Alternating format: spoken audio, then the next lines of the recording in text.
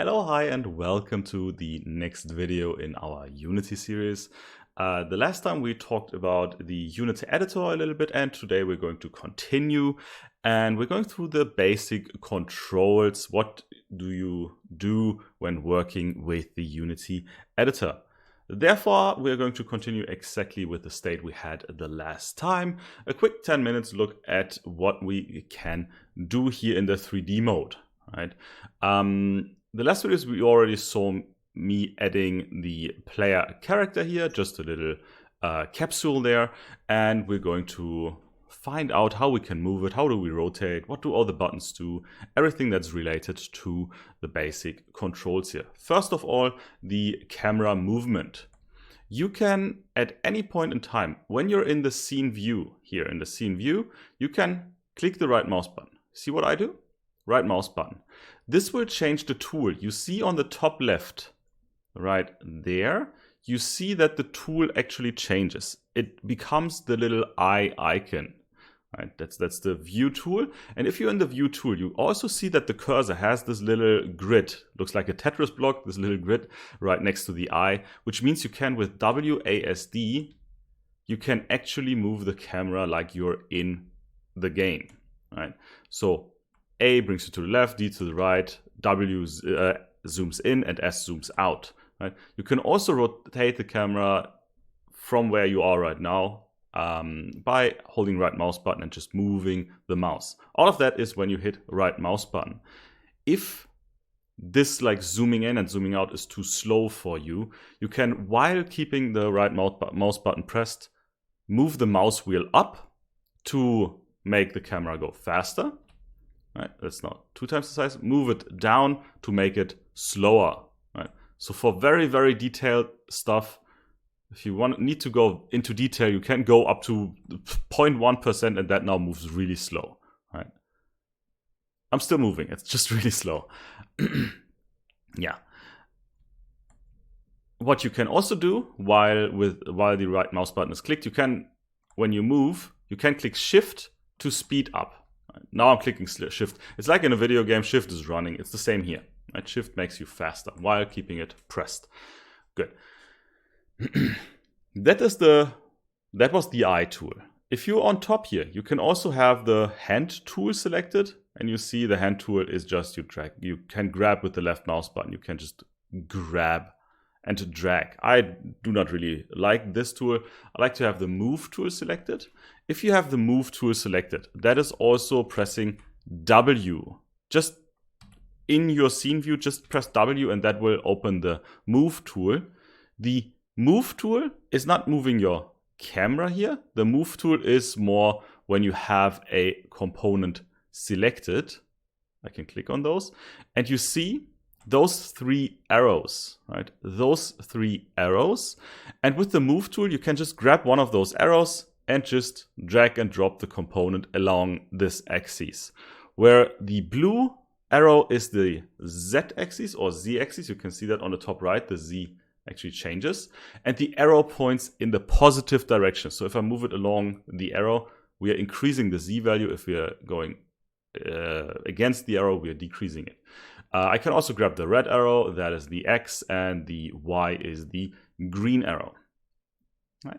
If you've pushed your component somewhere, if you've moved your component somewhere where you don't want to have it, you can always right-click on the transform up here and just say reset, which will reset all those values to 0 or for the scale to 1. If you want to move along the X and Z axis, so on the start plane, you can also grab the green. You see it here, the little green layer, the little green square here, and that will move it along the surface here, along that, how is the English word? Along those 2 axes at the same time, right? You can do that with the other 2 layers as well. But let's bring that back to 0, just resetting it. So that is the move tool. Pretty simple, pretty easy. W or just pressing on the move here. If you hit E, or if you select the rotate tool here, you will get into the rotate mode. Right? W is move tool, E is rotate tool, and this will rotate along the axis.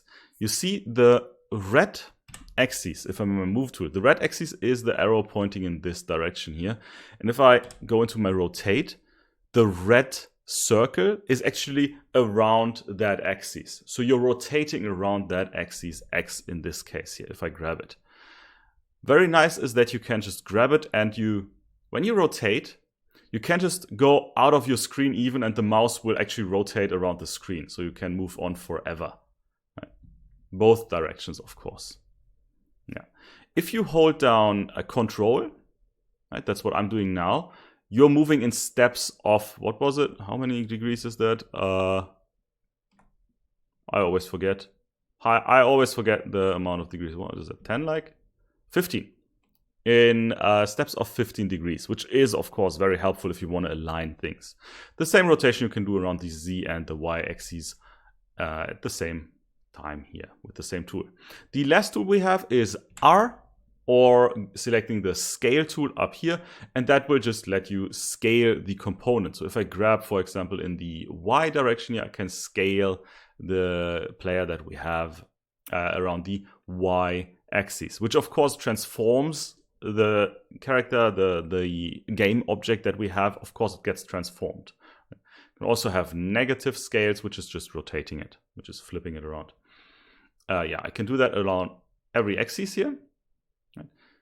And you see the mesh, the view, how the thing looks like that we're touching, scales with, but the collider, that's the green outlines that we have, they scale, but they cannot scale in all the directions. They have a special behavior. We're talking about colliders later on. If you want to scale the whole component, you can also grab the gray box in the center, which will scale all of the dimensions at the same time. Right? Just grabbing it, left mouse button, and then just wiggle it until it's exactly the size you want to have it. I will just reset it. All of the stuff that we just did, you can also do up here in the component, in the transform component. And it's pretty simple. You can either just type in the number that you want, or you can also, if you see my mouse is right now on top of the X scale. You see, I can just drag and drop. Left mouse button, drag and drop. I can do that with all the single component values here. Which is pretty nice. Yeah. So there is a bit more. Right? There is a bit more for controlling and for camera controls. There is on the top right, you see your global gizmo here. Your global gizmo, that is what your camera is looking at right now. You can not just see it, you can also click on it. So if you click, for example, on the green button on top, that is the Y axis, boing, the game will automatically go and view from the Y axis, the scene here. If I want to see from the X, I just click on the X, Z on the Z, and also the other, also from the other side, right? At any point, I can just right mouse click and change it again, the camera here. Then there is also the lock. You can click the lock and then you can't move anymore. You will only see from exactly that angle that you have. Rarely use that. There is one more button, this perspective button. Very shortly explained, if I click on the Y here and then go to my character, right? Pressing middle mouse button, you can pan the view. You can pan the view. Middle mouse button is just pushing it around. Now my character is here. I'm looking right from the top. There's two different views from the top. There is the isometric view. That's the one I have right now, where you're basically looking from eyes. You have this triangle view. You're looking from a cone perspective. You've got one point, you're looking from that. That's the standard view. You can also click here on top. If you click on top, this now looks a bit different. If I turn off gizmos, we're always seeing the cylinder now exactly from the top. We're not looking like from an angle anymore. We're looking from an orthographic view, which is we're looking at the plane from a plane view, which is strange to think about, but sometimes it's really helpful, especially with UI and that kind of stuff. Yeah, it looks really strange if I now rotate as well. It is kind of a strange feeling. You will get used to it at a later point. If you need to go back to the isometric view, click on the ISO, and you're back at the isometric view, which is the more common view to work with. because it's the standard one that we have, that we understand. There are two more buttons that I want to talk about, and then that's it for this video. On the top here, there is also a button that's called Center and a button that is called Global. If I select now my little, if I select my little cylinder capsule that we have, if I select it, you will see that the global one and the center one, I can just click. The center one won't do anything right now, strange. The global one also. Strange buttons, very strange buttons. The global button, the second button, is for rotation. If I go to my rotation tool, clicking E, you see I can rotate the little cylinder that we have, the little capsule that we have, and the gizmos, the rotation icons, they are always now oriented in a global rotation. So along that little icon that we have, it's a global rotation. So it's not completely correct. It's just from the global perspective. If you click on it, it will go to a local rotation. And now you see if I rotate the character, the rotation also changes with it, which means it is now only looking at the component, what's the current rotation of it already, which is easier for most components to work with. That is the rotation here. That's the tool, toggle tool for rotation. The other one is the one for the handle position, for the for all positions actually. I usually use it when moving around. If I now have multiple components here, for example, or a component that has a very strange shape, if I select all of them just by all of the three components that I have here, like this. Right? Now I've got all three selected, everything here on the left side.